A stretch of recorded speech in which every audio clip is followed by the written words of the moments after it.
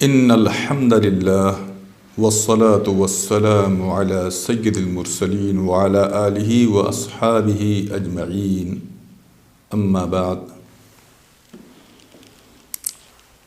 فقال اللہ تعالی فی القرآن الکریم اعوذ باللہ من الشیطان الرجیم بسم اللہ الرحمن الرحیم اقرأ باسم ربک الذی خلق خلق الانسان من علق اقرأ وربك الأكرم الذي علم بالقلم علم الإنسان ما لم يعلم صدق الله العظيم۔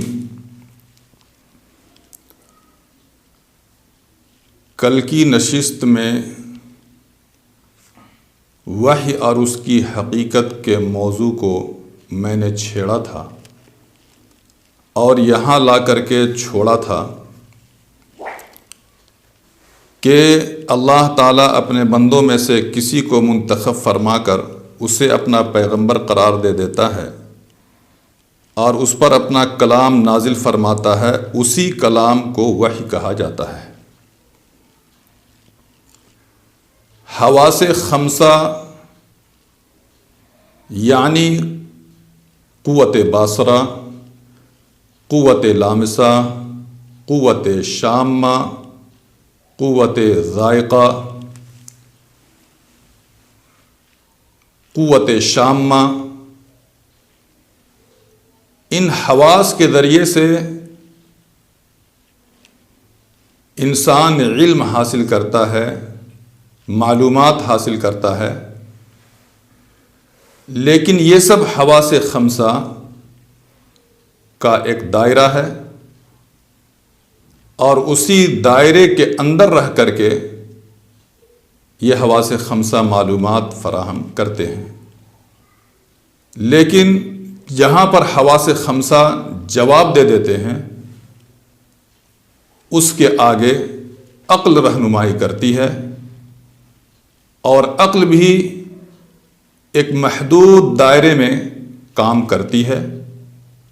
عقل کے ذریعے سے معلومات حاصل کی جاتی ہے، لیکن عقل کا بھی ایک دائرہ ہے، اس کی حد بھی اس دائرے پہ جا کر کے رک جاتی ہے۔ اس کے بعد اللہ تبارک و تعالیٰ نے جو وحی کا سلسلہ رکھا ہے، وحی کی ضرورت پڑتی ہے۔ جہاں یہ حواس خمسہ ظاہرہ باطنہ جواب دے دیتے ہیں تو وحی کا استعمال ہوتا ہے۔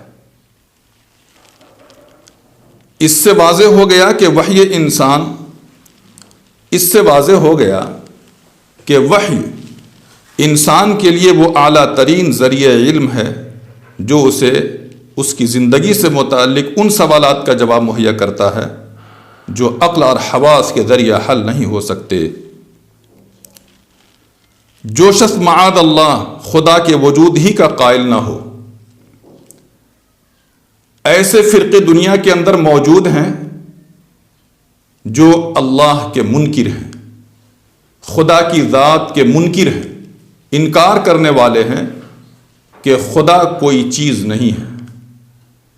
انہیں ملحد کہتے ہیں، دہریہ کہتے ہیں۔ دنیا کے اندر ایسے فرقے موجود ہیں لیکن کم تعداد میں ہیں۔ ان کا ماننا ہے کہ خدا کوئی بھی چیز نہیں، دنیا کے اندر جتنے بھی مادے ہیں ان کے اندر خود ہی قوت موجود ہے اور وہ کام مادہ یہ اپنا کام خود ہی کرتے ہیں، اسی کے اندر ساری طاقتیں موجود ہیں۔ اور اس نظریے کے بانی شیوننہار، لینن اور مارکس ہیں۔ جو یہودی ہیں ان کا نظریہ یہ ہے کہ دنیا کے اندر جتنے بھی مادیات ہیں ان کے اندر خود قوت موجود ہے، دنیا اپنے آپ چل رہی ہے، دنیا کا نظام اپنے آپ چل رہا ہے، مادے کی وجہ سے چل رہا ہے اور کوئی چلانے والا اس کا نہیں ہے۔ ایسے فرقے مختلف ملکوں میں موجود ہیں، جیسے روس کے اندر ہیں، چین کے اندر ہیں، جنہیں کمیونسٹ کہا جاتا ہے۔ کمیونزم میں یہ نظریہ ہے کہ مذہب کوئی چیز نہیں ہے، خدا کوئی چیز نہیں ہے۔ اگر کوئی کمیونسٹ پارٹی میں داخل ہونا چاہے تو ان کے دفعات میں ایک دفعہ یہ ہے کہ مذہب کا انکار کرو، خدا کا انکار کرو، جب ہی وہ اپنی پارٹی میں کسی کو لیتے ہیں۔ لیکن ان دنوں ان کے دفعات میں بھی ترمیم ہوئی ہے، اس سے انکار نہیں ہے۔ تو میں یہ کہہ رہا ہوں کہ جو شخص معاذ اللہ خدا کے وجود کا قائل نہ ہو، اس سے تو وحی کے مسئلہ پر بات کرنا بالکل بے سود ہے، جیسے دہریے۔ لیکن جو شخص اللہ تعالیٰ کے وجود اور اس کی قدرت کاملہ پر ایمان رکھتا ہے، اس کے لیے وحی کی عقلی ضرورت، اس کے امکان اور حقیقی وجود کو سمجھنا کچھ مشکل نہیں۔ اگر آپ اس بات پر ایمان رکھتے ہیں کہ یہ کائنات ایک قادر مطلق نے پیدا کی ہے، وہی اس کے مربوط اور مستحکم نظام کو اپنی حکمت بالغہ سے چلا رہا ہے، اور اسی نے انسان کو کسی خاص مقصد کے تحت یہاں بھیجا ہے، تو پھر یہ کیسے ممکن ہے کہ اس نے انسان کو پیدا کرنے کے بعد اسے بالکل اندھیرے میں چھوڑ دیا ہو؟ اللہ تبارک و تعالیٰ نے وحی کا سلسلہ نبیوں کے اوپر اس لیے قائم کیا کہ لوگ اللہ تبارک و تعالیٰ کی باتوں کو معلوم کر کے اپنی زندگی گزاریں۔ اور اللہ تعالیٰ نے دو راستے بنائے ہیں، جس کو قرآن کے اندر کہا وَهَدَيْنَاهُ النَّجْدَيْنِ، ایک شر کا راستہ ہے، ایک خیر کا راستہ ہے۔ انسان کو اختیار دے دیا کہ وہ شر کے راستے کو اختیار کرے یا خیر کے راستے کو اختیار کرے۔ اللہ تبارک و تعالیٰ نے اختیار دے دیا ہے۔ اللہ تبارک و تعالیٰ نے وحی کے ذریعے سے یہ بھی بتا دیا ہے کہ انسان کو دنیا کے اندر کیوں بھیجا گیا، اس کا مقصد کیا ہے، اس کا نصب العین کیا ہے۔ اس آیت کے اندر نصب العین اور مقصد کو بتایا گیا کہ وما خلقت الجن والانس الا لیعبدون، یہ مقصد بتایا گیا ہے۔ تو اللہ تبارک و تعالیٰ نے اندھیرے میں نہیں چھوڑ دیا، اسے یہ تک نہ بتایا ہو کہ وہ کیوں اس دنیا میں آیا ہے، اللہ نے صاف اور واضح طور پر بتا دیا ہے۔ یہاں اس کے ذمہ کیا فرائض ہیں، اس کو بھی اللہ تبارک و تعالیٰ نے بتا دیا ہے۔ اس کی منزل مقصود کیا ہے اور وہ کس طرح اپنے مقصد زندگی کو حاصل کر سکتا ہے۔ کیا کوئی شخص جس کے ہوش و حواس سلامت ہوں ایسا کر سکتا ہے کہ اپنے کسی نوکر کو ایک خاص مقصد کے تحت کسی سفر پر بھیج دے اور اسے نہ چلتے وقت سفر کا مقصد بتائے اور نہ بعد میں کسی پیغام کے ذریعہ اس پر یہ واضح کرے کہ اسے کس کام کے لیے بھیجا گیا ہے اور اس سفر کے دوران اس کی ڈیوٹی کیا ہوگی؟ جب ایک معمولی عقل کا انسان بھی ایسی حرکت نہیں کر سکتا تو آخر اس خداوند قدوس کے بارے میں یہ تصور کیا جا سکتا ہے جس کی حکمت بالغہ سے کائنات کا یہ سارا نظام چل رہا ہے؟ یہ آخر کیسے ممکن ہے کہ جس ذات نے چاند، سورج، آسمان، زمین، ستاروں اور سیاروں کا ایسا محیر العقول نظام پیدا کیا ہو، وہ اپنے بندوں تک پیغام رسانی کا کوئی ایسا انتظام بھی نہ کر سکے جس کے ذریعہ انسانوں کو ان کے مقصد زندگی سے متعلق ہدایات دی جا سکیں؟ اگر اللہ تعالیٰ کی حکمت بالغہ پر ایمان ہے تو پھر یہ بھی ماننا پڑے گا کہ اس نے اپنے بندوں کو اندھیرے میں نہیں چھوڑا بلکہ ان کی رہنمائی کے لیے کوئی باقاعدہ نظام ضرور بنایا ہے۔ بس رہنمائی کے اسی باقاعدہ نظام کا نام وحی و رسالت ہے۔ اللہ تبارک و تعالیٰ نے یہ فرما دیا ہے وَإِن تَعُدُّوا نِعْمَتَ اللَّهِ لَا تُحْصُوهَا، اللہ تبارک و تعالیٰ کی نعمتوں کو شمار کرنا چاہو تو شمار نہیں کر سکتے۔ اس میں سب سے بڑی نعمت ہے حیات، انسان کی زندگی۔ اگر زندگی ہے تو دنیا کی ساری چیزوں سے انسان مستفیض ہوتا ہے، ہو سکتا ہے۔ اگر زندگی نہیں ہے تو دنیا کی ساری چیزیں اس کے لیے بیکار ہیں۔ اور یہ زندگی بہت بڑی نعمت ہے، اتنی بڑی نعمت ہے کہ جس کے یہاں کوئی بچہ پیدا نہ ہو، دنیا کی ساری نعمتیں اور ساری دولت کو خرچ کر دے، اللہ تبارک و تعالیٰ نہ چاہیں تو اس کے یہاں بچہ پیدا نہیں ہوتا ہے۔ ساری دولت کو خرچ کر کے بھی وہ بچہ نہیں لا سکتا ہے۔ پتہ یہ چلا کہ حیات اور زندگی بہت بڑی نعمت ہے، اور یہ زندگی اور یہ دولت، یہ نعمت اللہ تبارک و تعالی نے محض اپنے لطف و کرم سے دیا ہے۔ انسان اس کے لیے اللہ تعالیٰ کے یہاں کوئی اپلیکیشن پیش نہیں کیا تھا، کوئی درخواست نہیں دیا تھا کہ مجھے زندگی ملنی چاہیے، مگر اللہ تبارک و تعالیٰ نے اپنے لطف و کرم سے زندگی بخش دی۔ زندگی کیوں دی گئی اور اس کا آغاز کہاں سے ہوتا ہے، اس کی شروعات کہاں سے ہوتی ہے؟ حدیث میں اس کو واضح طور پر فرما دیا گیا ہے کہ انسان کی زندگی عالم الست سے شروع ہوتی ہے۔ ابھی دنیا کے اندر انسان آیا بھی نہیں تھا، ایک عالم ایسا گزرا ہے جہاں سارے انسانوں کو اللہ تبارک و تعالی نے نکالا تھا۔ حضرت آدم علیہ السلام کی پشت پر اپنا دایاں ہاتھ مارا۔ اللہ تبارک و تعالیٰ کا کوئی جسم نہیں ہے، کوئی ہاتھ نہیں ہے، مگر اللہ تبارک و تعالیٰ نے ید اللہ کا ہاتھ فرمایا ہے۔ انسان کے جسم کی طرح، انسان کے ہاتھوں کی طرح اللہ کا ہاتھ نہیں ہے۔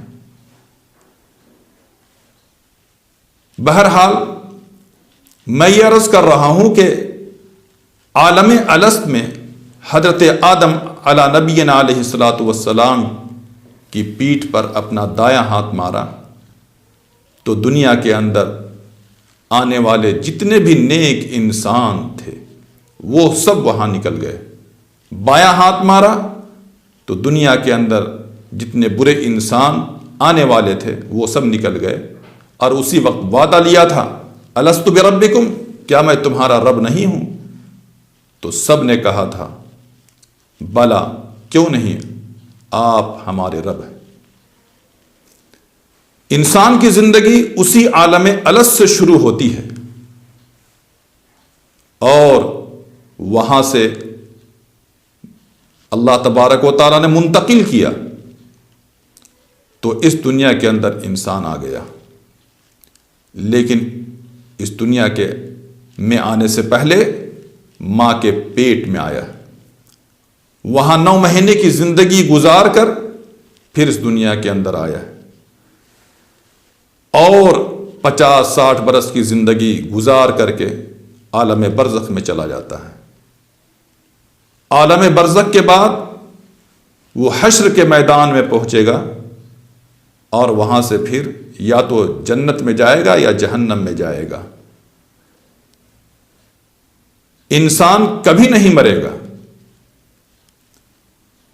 اسٹیشن کا فرق ہوگا، وطن کا فرق ہوگا، مقام کا فرق ہوگا، لیکن انسان کبھی نہیں مرے گا۔ اسی لیے امام غزالی رحمۃ اللہ علیہ نے فرمایا ہے کہ انسان ازلی تو نہیں لیکن ابدی ہے، ہمیشہ ہمیش سے تو نہیں تھا، لیکن جب اس کا وجود ہو گیا ہے، جب یہ پیدا ہو گیا ہے تو اب یہ کبھی نہیں مرے گا، نہ جہنم میں مرے گا نہ جنت میں مرے گا۔ پتہ یہ چلا کہ جہاں سے یہ چلا تھا یعنی عالم الست سے اس کو پہنچنا کہیں اور ہے، منزل مقصود اور ہے، وہ آخرت میں اس کی منزل ہے جنت یا جہنم، اور وہاں کبھی موت نہیں آئے گی۔ تو انسان برابر سفر میں ہے، اور سفر کرنے کا ایک مقصد ہوتا ہے، سفر کرنے کا ایک مقصد ہوتا ہے۔ بلا مقصد کے اگر کوئی سفر کرے تو وہ مجنون ہے، وہ پاگل ہے۔ بغیر مقصد کے سفر نہیں ہوا کرتا۔ دنیا کے اندر بھی اگر کوئی سفر کرتا ہے تو اس کا ایک مقصد ہوتا ہے، اس کا ایک نصب العین ہوتا ہے۔ لیکن اگر کوئی یہ کہے کہ ہمارے سفر کا کوئی مقصد نہیں، تو اسے پاگل کہا جائے گا، اسے مجنون کہا جائے گا۔ آپ لوگوں نے دیکھا ہوگا کہ ٹرینوں میں، بسوں میں یا دیگر سواریوں میں مجنون لوگ بیٹھ جاتے ہیں۔ ان کا کوئی مقصد نہیں ہوتا ہے کہ وہ دہلی کیوں جا رہے، وہ بمبئی کیوں جا رہے، وہ پونے کیوں جا رہے ہیں، کوئی مقصد نہیں ہوتا۔